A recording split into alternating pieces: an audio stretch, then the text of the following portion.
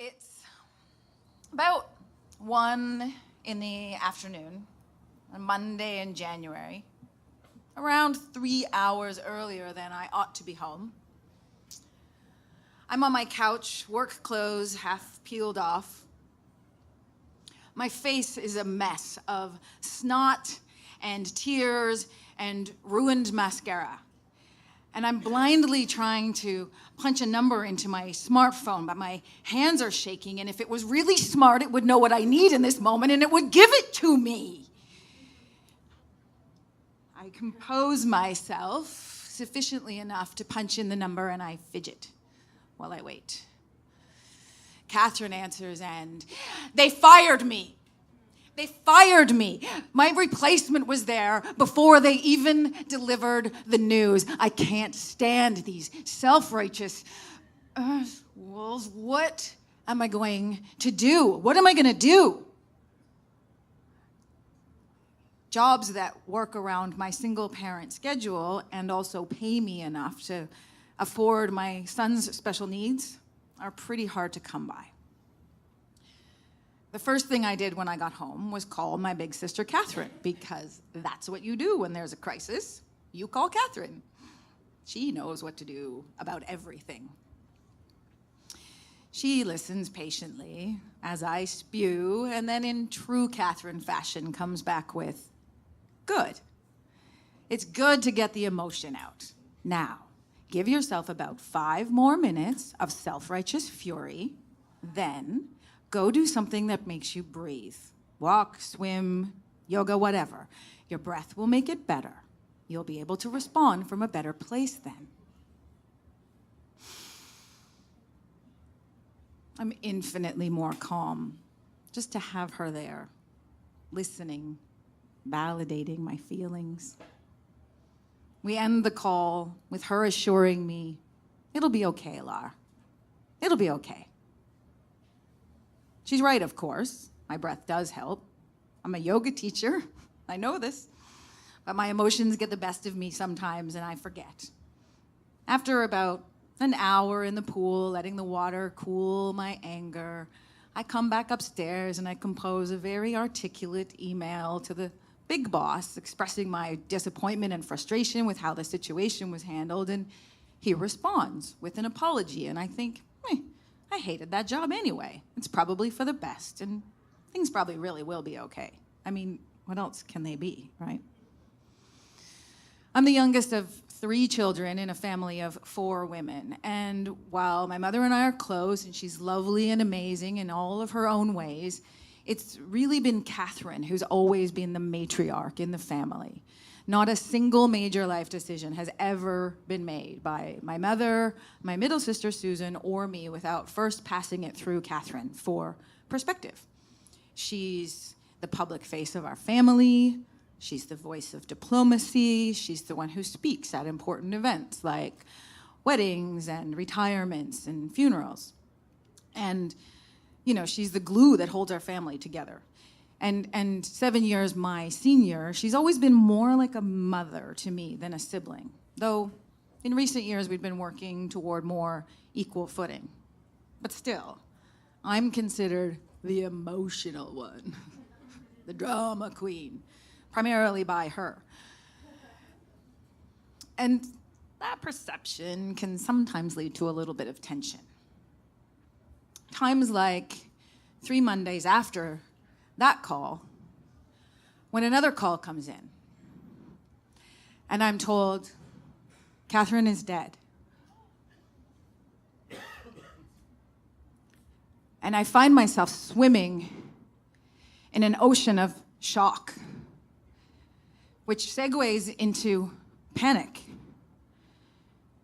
How am I going to survive without her? How is any of us going to function without her? She's our glue. And a few hours later, remembering her advice, I slowly start to breathe again. And I call her husband, Ross, and he tells me there will be someone from each part of her life to speak at the funeral. Him, her stepsons, her best friend, her business partner, and someone from the family. That'll be Susan, he says. Obviously, it can't be you. Obviously. This appointment, as it turns out, is incredibly stressful for Susan. She's very shy. She doesn't like crowds, let alone speaking in front of crowds, let alone speaking in front of crowds under the most emotional of circumstances. Susan does her emotions solo, not in front of a room. I do emotion and words. It's literally what I do. I offer to help her through the process. It's now midnight on the Friday night before the Sunday funeral, and we're all hanging out in the library bar at the Royal York Hotel where we've been staying together as a family. And we're finishing off our after-dinner wine, and Susan turns to me and says, "I can't do it. Can you just do it?" I now have roughly 12 hours to write a eulogy on behalf of my entire family. Right. I got this. It's Sunday morning. Our turn comes. Susan and I go up to the front of the room of about 500 people together, and she stands just a little behind me as I take the podium. I look over to my family, my mother, my nieces, my son. The most difficult part of this whole thing is seeing the anguish in their eyes. As the emotional one, I feel their pain as deeply as my own. Often it hurts more. I steady my shaking self and hope beyond hope that I can get the words out in a way that express their feelings the way they're feeling them.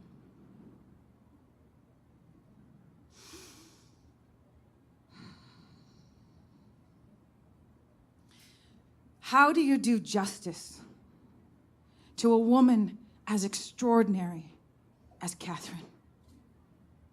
And she was extraordinary. I go on to share special memories on behalf of each member of my family. And I finish with, the last piece of advice my sister ever gave me was, go do something that makes you breathe. Your breath will make it better. And suddenly, ludicrously late in life, I understand the benefit of fitness, her greatest passion, in a way that I never did before. It isn't about a perfect body or the perfect score, though she really did love to win. It's about moving breath through, life force. It's about connecting to what really matters and discarding what doesn't. That's the gift of movement. To know my sister was to have been moved by her. I know she wants us to keep moving our breath through, moving in the direction of our dreams, moving toward affecting change, moving closer to one another. Catherine loved, walks on the boardwalk, the wind on her face, the sound of the birds in the trees, the rustle of the leaves under her feet. She loved tea roses and fresh spring flowers. She loved to move through the simple beauty of the world around her. And she loved us. Take her with you and be in love with movement and simple beauty and one another. And when I'm done, I look out at this room and 500 faces are looking back at me and their mouths are hanging open. It's pin drop silent. And Ross comes up and hugs me and says, "Wow, I had no idea you could do that." And then one by one, people are coming up and they're going, oh my God, Lara, like that was amazing. And holy cow, that was beautiful. And you're so talented. And it gets really uncomfortable. And I'm thinking, this isn't TED Talks. I feel like we really should be focused on Catherine. It's time to go. All the guests are gone. There's only a few of us left. And I'm feeling some anxiety on behalf of my mother in particular, in anticipation of what comes next. As I'm passing through the foyer of the funeral home, surrounded by poster boards filled with pictures of her, and looking at the table where the box is containing her ashes, and I stop and think, this is it. When we walk out that door, it's really over. She's really gone. And in that moment of solitude, I feel the penny drop in a very tangible way. I experience it as a physical sensation, like a download from above of her or a higher version of me or both.